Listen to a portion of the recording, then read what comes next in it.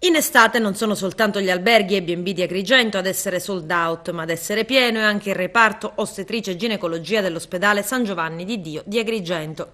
In questi giorni, infatti, sulla porta del reparto campeggiava un cartello con il quale si indicava che non risultava esserci alcun posto disponibile per coloro che devono partorire.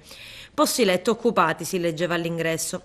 L'allarme è scattato per le future mamme che si sono recate a Consolida per le visite e per programmare il parto nei prossimi giorni. Le purpere si sono sentite rispondere che in caso di persistenza dell'affollamento potrebbero essere dirottate all'ospedale Barone Lombardo di Canicattì.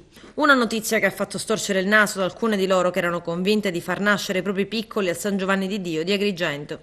Dall'azienda sanitaria provinciale fanno sapere che tutto ciò non è una novità e rientra nei casi possibili, spiegando comunque che riguarda solo i casi di nascite programmate e non le emergenze. Questa situazione rientra nei canoni della normalità, spiegano dall'ASP. Questo è uno dei periodi in cui mediamente avvengono più parti e in più i posti sono occupati anche da alcuni turisti. Nonostante il cartello, però, possiamo assicurare che le emergenze verranno trattate in questa struttura.